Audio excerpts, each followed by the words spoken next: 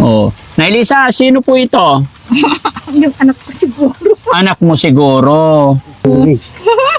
Oo. Alak ko po, gusto ko po sana dadalhin natin siya sa bahay pagamutan. Sa Mandaluyong po, sa Maynila. Sige, sir. Masusuportahan niyo po ba kami? Nakausap ko naman si Nanay. Nay, pumapayag naman siya. Payag po ba kayo, Nay, na yung anak niyo dadalhin sa Maynila? Payag po kayo. Kayo po, Tay. Sige. Payag po kayo. Pero kailangan, Tay, pag dinala namin siya, kailangan isa sa pamilya or asawa, pinaka-priority number 1 is kayo po dahil kayo ang asawa. Pero wala po kayong aalalahanin, Tay, sa lahat ng gastusin ninyo pagkain. Wala po kayong poproblemahin. Sasagutin po lahat yan ni Daddy Frankie. Mapagaling lang po yung asawa nyo. So ano masasabi nyo doon, Tay? Maraming salamat po sa tumulong sa amin po, sir. Lalo na sa inyo po, sir. Thank you kay God. Bagamat hindi pa natin alam, pero isang guni natin lahat kay God. Kay God. So babalik ako dito, Tay, para sa schedule natin. Kasi ayaw ko rin biglain ikaw para mapag-ready ka rin ng damit mo. Opo, sir. Pero once na na-admit naman na siya or nandun na siya sa hospital, ibabalik pa rin kita dito, Tay. Hindi naman po kita pababayaan kung saan-saan lang. Kung saan po kita kinuha, doon din kita ibabalik. Opo, sir. At paglalabas na yung asawa nyo po, susunduin din namin kayo. Dahil walang ibang ama ka tulong, unang-una is kapamilya, suporta ng pamilya, no? Opo, sir. Yan. At syempre mga kababayan, nandito rin ang anak ni Ate Lisa, kailangan makausap din natin. Ano pangalan mo, bro? Dan po. Ha? Dan. Dan. Halika rito, dito ka. Ay, sorry, ano yung nalaglag? Dito ka, bro. Puka. Ayan. Puka, sir. Ilang taong ka na, kuya? 20 po. 20. May asawa ka na? Wala pa po. Wala pa, binata. Anong pinagkakaabalahan mo ngayon? Trabaho po. Anong trabaho mo? Construction worker po. Construction.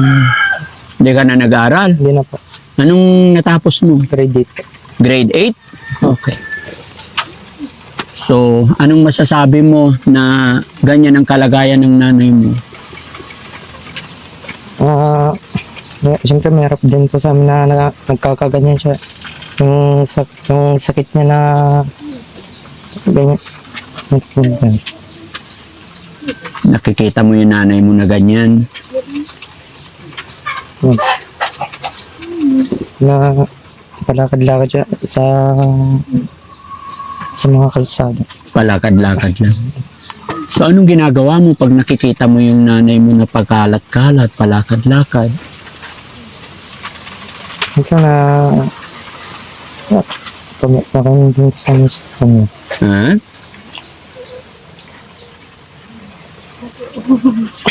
Nahihirapan ka rin bang nakikita ganyan sitwasyon ng mama mo?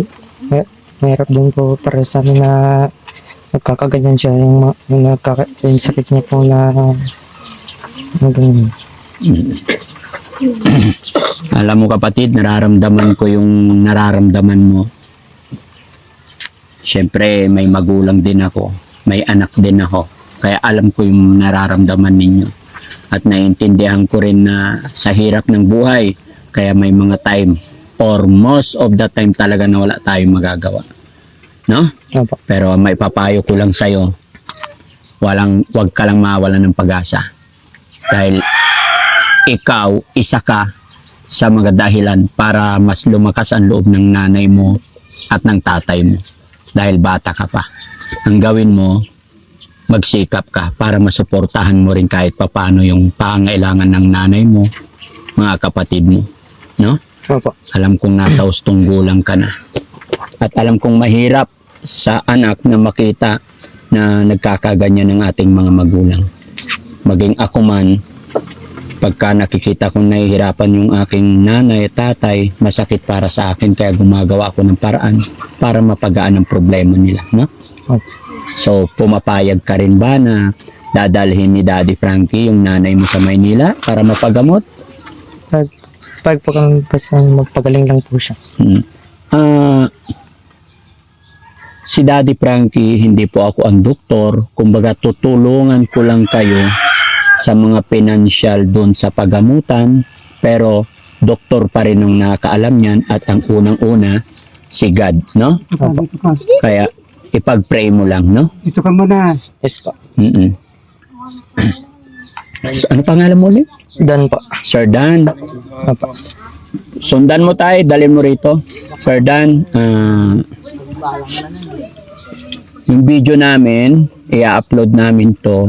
So, lagi ka lang magpipray na sana pag dinala namin sa doktor ang nanay mo is malagpasan niya at gagaling siya, ano?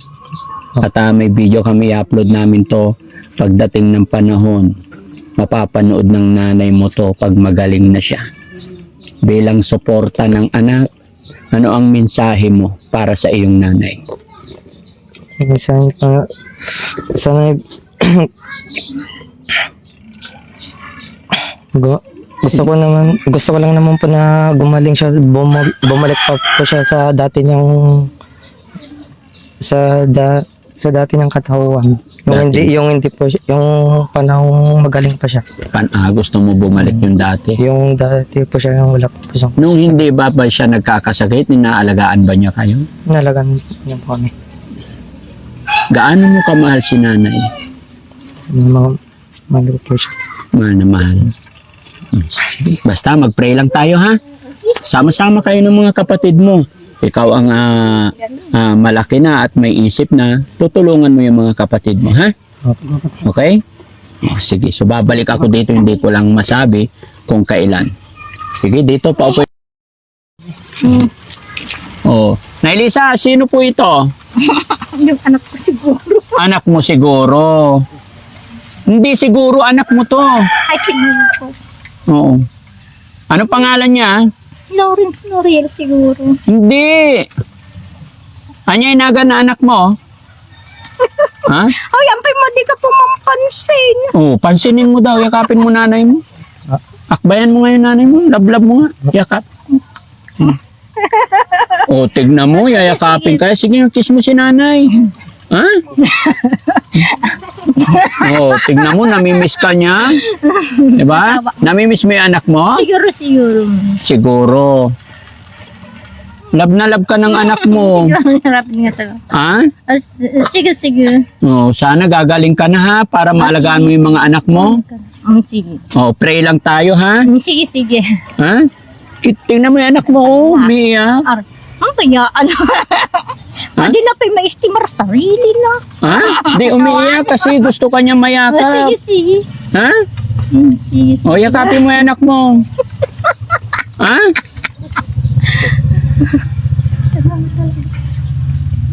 Sama ka sa amin ha. Punta tayong pagamutan ha. Sige. Punta tayong Mandaluyong. Ha? Sige. I-ready natin yung... Tay, i-ready mo lang yung damit mo. Mag-ready lang kayo kasi hindi ko rin alam agad-agad. Pagdating sa Maynila is ma-admit agad. So, papunta tayo doon and then titignan natin kung maybe, halimbawa, dumating tayo ngayon sa pagamutan, hindi ko masisigurado kung ma-admit siya sa araw na to or after 2 days, after 3 days. So, kahit pa paano magdala ka kahit kaunting damit. Ano po? Opo, sir. Pero gaya na aking sinabi, huwag kang mag-alala sa tirahan. May shelter naman ang Team Daddy Frankie sa Maynila. Meron din kami shelter dito sa Pangasinan. Pwede rin sana, kaya lang alam ko nga nandito ang kanyang mga pamilya, kaya dito na lang para hindi rin siya malayo. No? Dadaanan ko na lang kung ready na kami para dalhin doon. Kasi iayos pa namin yung mga dapat ayusin. No? Okay. Si nanay naman. Si tita, ano? Tita, kumusta ka? Oh, Kumusta ka po? opo. Okay ka lang? Okay. Okay. Kumain ka na? Tapos na, Anong ulam? pakbat. Pakbet. Sino nagluto?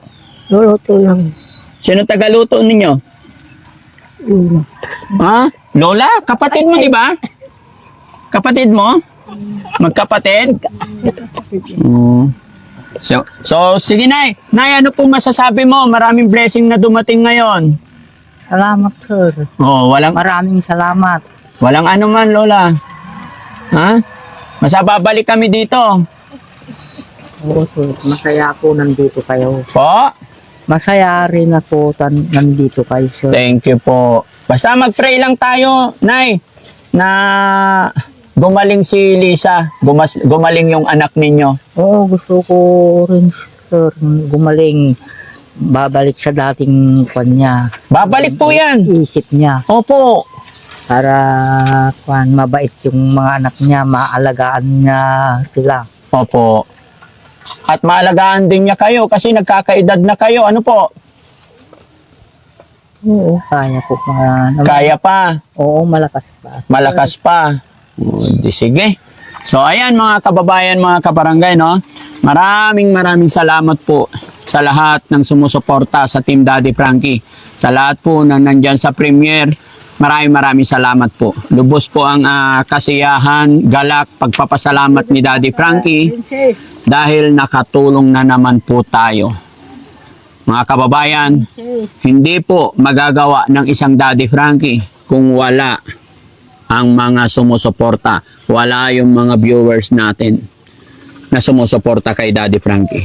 Kaya sa lahat po ng nakasubaybay, nakasubscribe sa aking YouTube channel, mga kababayan, maraming salamat. Gaya ng aking sinabi, sa blessing na naibigay ni Daddy Frankie ay dahil isa rin po kayo sa mga dahilan kung bakit meron ito. Kaya maraming salamat. At mga kababayan, i-share po natin ang video ito para mas makatulong pa kay Nanay Lisa. At hindi lang kay Nanay Lisa, sa lahat ng pamilya o sa lahat ng mga beneficiary tinutulungan ng Team Daddy Frankie. At syempre, shoutout ko rin ang ating mga sponsor, mga kababayan, kay Team Rise Above, kay Tita Hanes, kay Sir Marcelo Binloan, tsaka kay Ma'am Purisa Joy. Ayan. At syempre, kay Grace Will Launch TV, kay Kapinpin. Ayan, thank you so much po. Ayan, Istariray. Sa lahat po na nandyan, kay Tita Au, maraming salamat po sa walang sawa ninyong pagsuporta sa Team Daddy Frankie. Magpapasalamat din ako sa aking paboritong asawa, si Aling Rochelle, sa lahat po ng programa na ginagawa or sa lahat ng lakad ng Team Daddy Frankie ay very supportive lagi. Kaya Aling Rochelle, thank you so much sa suporta mo sa akin, no? Kaya maraming salamat. Stay put ka lang dyan. Ayan, kahit na malayo ako mga kababayan, laging nagme-message si Aling Rochelle, kumusta ka na, saan na kayo? Ayan, laging nakasupport sa mga lakad namin, kaya thank you. Hindi lang po sa mga team namin, no? Lahat po, saan man kayo naroroon mga kababayan, Luzon, Visayas, Mindanao, mag-iingat po kayo parati. Mga kababayan natin OFW, mga kababayan natin nasa ibang bansa. God bless po sa atin lahat. Bye-bye po tayo, Nay. Ayan. Akala ko may iyok. Grabe. Ha? Siguro. Ano? Babay ka na. Kiss mo muna tay, kiss mo. Tay, pwede bang tumayo? Kaya kapin mo siya. Mapil niya yung ano. Oh, tapos sabay kiss. Oh, yan. Oh. Kiss the bride. Agkakarawa ka madikalan, baba. Sige. Oh, sige, kiss mo natin, Lisa. Kiss mo si tatay, kiss mo asawa mo. Sige. Sige daw. Oh. Tay, kiss mo tay. 1, 2, kiss. Ayaw magpa-kiss. Oh. Ay, limang binipasto. Nagkakarawa sa gusto mo din ang babaen. Asawa mo yan, hindi ba? Asawa yan. Oh. Sige lang tay. Tay, sige lang, lambingin mo lang. Tumatawa yung anak mo, oh. Oh. Kiss na. Para ko na. Di ba? Very neat na siya ngayon. Oh. Sunod na paayos natin pagkatapos sa paggamutan yung ngipin naman. No? Okay. Ayan, maraming salamat. Nay, bahala na po kayo dito. Tay, bahala na po kayo, ha? Salamat po. Oo. Maraming po. Sige. Kami ay aalis na, hindi na rin magtatagal, may dadaanan pa kami. Pero babalik po ako dito. Pagbalik ko dito, tsaka sasabihin ko kung yung schedule na pagpunta natin. No? Okay, sige po. Maraming salamat po. Salamat po.